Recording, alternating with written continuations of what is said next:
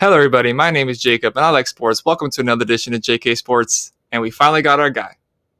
The draft is here. Dolphins finally made a right decision. We finally got our guy. Tua Tagovailoa is finally a Miami Dolphin. You guys know I have been all over this bandwagon for the past 5, 6, 7 months, and it feels so good. It's finally here. I celebrated the night. Up to the fifth pick, I was absolutely stressing. I was sweating almost, and once I heard that name call, it was literally a burden taken off my shoulders.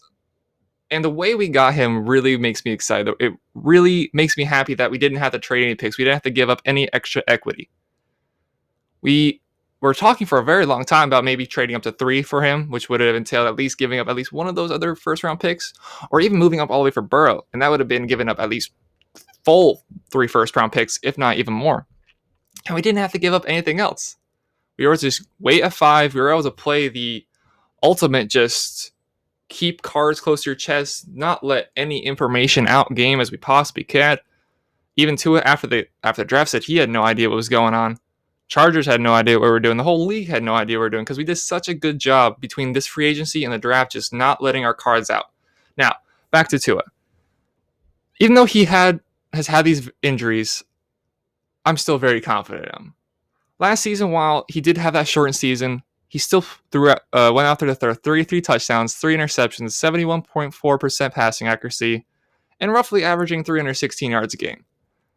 A lot of people say that Joe Burrow, after having this incredible season, was the best quarterback in the draft. Now, if you take the injury of Tua, I disagree. Outside of that injury, I think Tua has shown since he's been in high school that every year he's progressed to get better and better and better. And I quite frankly, I trust that more than the Joe Burrow one season wonder type thing. But I think we would have been successful with Joe Burrow or Tua. But Tua is a guy that strikes so much confidence in me for his work ethic, for his family life. He's very proud of the Tagovailoa name. He's very proud of his Hawaiian culture. He's very proud of his Christian faith.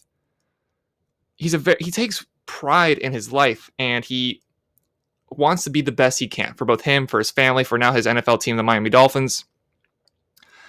And those injuries don't scare me. They scare me a little bit. But look at the star quarterbacks in the NFL right now who have had a few key injuries. Look at Patrick Mahomes. Last year, dislocated the knee. A lot of people thought he might be out for the season. Not in the moment. I thought it was a torn ACL. Only missed 4 games at the end of it. And what happened? Won a Super Bowl. Carson Wentz has had injuries pretty much every season he's been in the league. Eagles have a Super Bowl. Now, Deshaun Watson doesn't have a Super Bowl, but he limps that team in every year as Bill O'Brien just tries to kill it, and they still find a way to make the playoffs every year. So you have many examples of players that have come in and sustained multiple injuries, but still have produced and still have gotten the most out of their teams that they could have. And I think that's what's going to happen with Tua, especially after this amazing offseason we've had. Now, the biggest needs we knew we needed was, let's face it, the whole entire defense, offensive line, and quarterback. And what have we done? Signed 9 defensive players, signed 3 offensive linemen, and got Tua.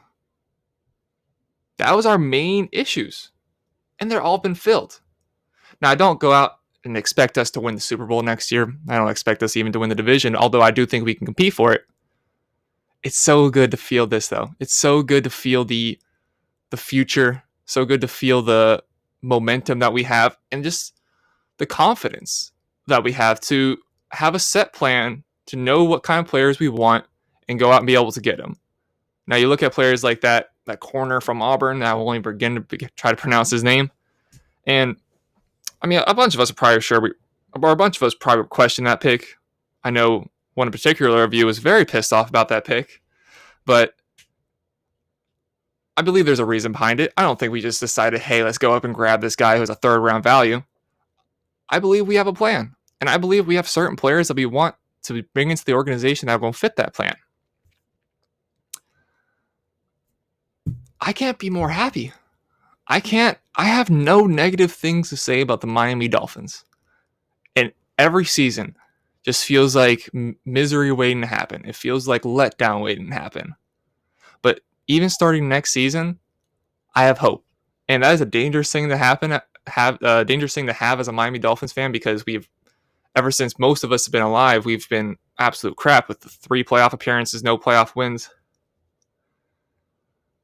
But it's nice to actually believe. It's nice to have people we believe up top to do the right things. And I believe getting Tua, having the guts to go up and get Tua, not go up, but go ahead and get Tua, really makes me confident going forward. And especially if you look at that team we have, I can't wait to see it all put together. I can't wait Tua throwing Devontae Parker, Tua handing the ball off to Jordan Howard, and some another position we need to address as running back, maybe Cam Akers, maybe Jonathan Taylor, maybe J.K. Dobbins. It's going to be exciting. Oh, Preston Williams is coming back too. I completely forgot about that. You have 2 good receivers. Hopefully after today with the rounds 2 through 4, we have another good running back to add to. And hopefully we add another offensive tackle. Now, some need I think we still need to address is that right tackle position. We could go after players like Josh Jones, Ezra Cleveland.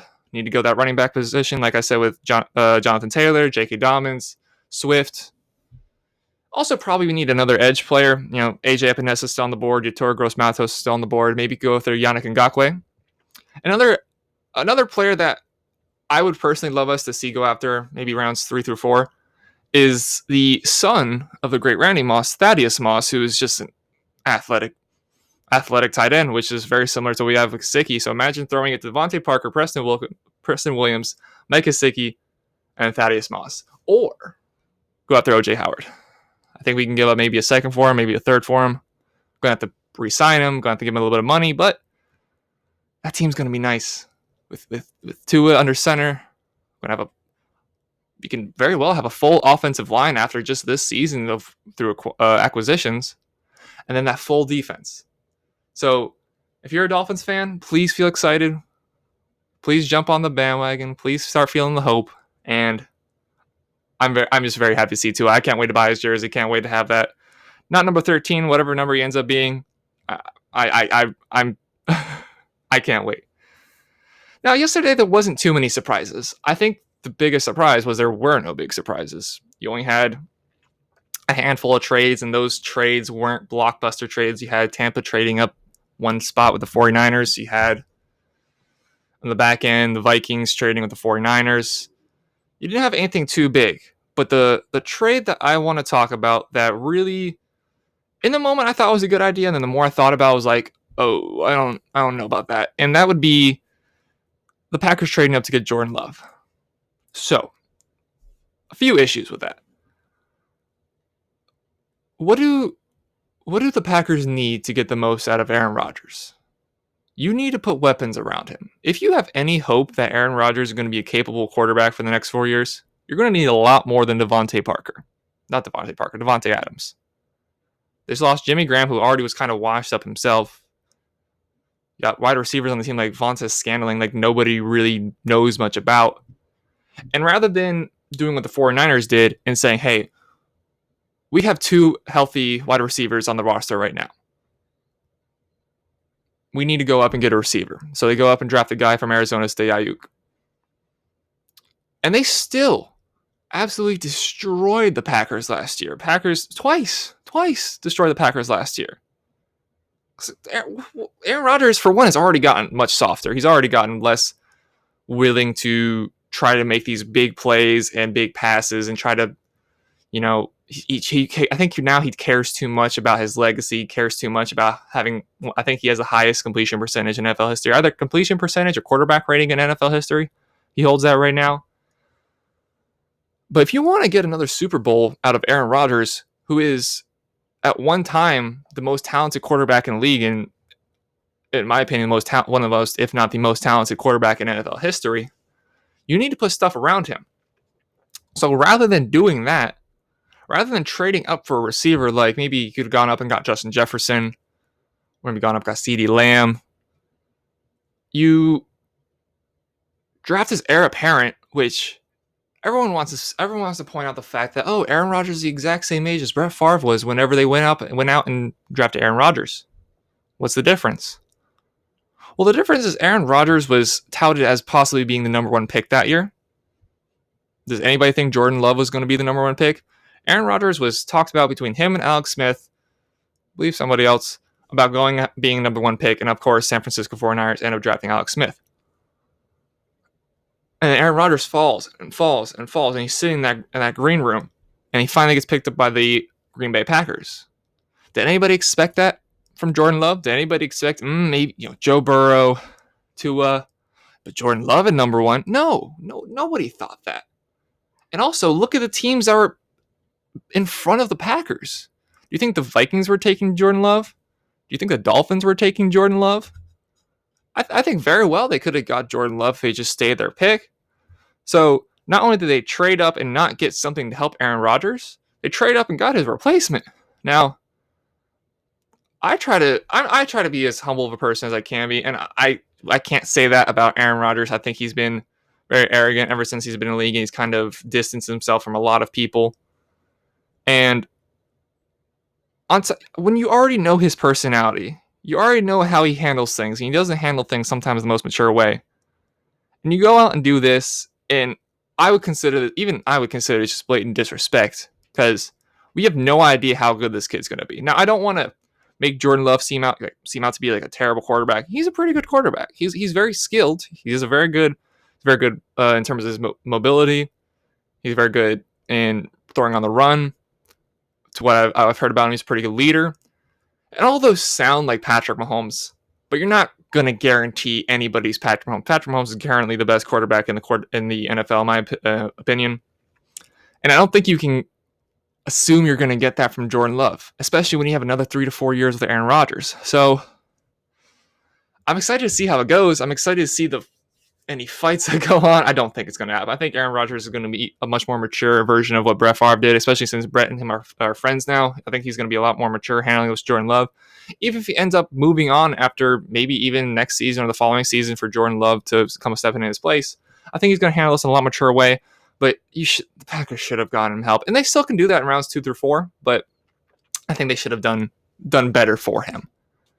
Now, last guy I want to talk about individually is kind of the forgotten man in all this, that being Joe Burrow. And we all know how great he is. We all know the great season he had. But I can't help but feel bad for the kid. I don't think his career is going to be that good. I mean, you look at Carson Palmer. Carson Palmer is one of the most underrated, if not the most underrated quarterback in NFL history. But he had nothing. I mean, yeah, he had Chad Ochocinco. Anything else? I can't think of anything else. The organization continues to not give its fans what they want. It continues just to accept okay. They got to the playoffs 5 years back-to-back years with Marvin Lewis. And in that time, they never really improved the roster. They just kept going. They're like, oh, we got a good team. Let's just roll with it. And eventually some players get old, some players leave. And the team just comes back down to earth. And if you don't put out the effort to make a good team, you're not going to have a good team. So I really feel bad for Joe Burrow. I hope he's able to go on and have a somewhat good career. I'm not too confident, especially you look at the division. You look at the Browns, who have improved very much this season. You look at the Ravens, who were the best team in the NFL for the entirety of the regular season. You look at the Steelers, who have Big Ben, of course, and almost made the playoffs with Duck Hodges. I just can't see the Bengals ever lifting off. And I hope the best for him, but I don't have any confidence. All right, everybody. Thank you very much for watching. My name is Jacob. I like sports. This has been another edition of JK Sports. We have rounds 2 through 4 today, of course. Hopefully the Dolphins continue our good picks and just give me even more reasons to be confident of the team going forward. I hope you guys all enjoy the draft. Please subscribe down below. Get in the comments. Let me know if there's anything I can do differently. And thank you all very much for watching. Have a great rest of your day.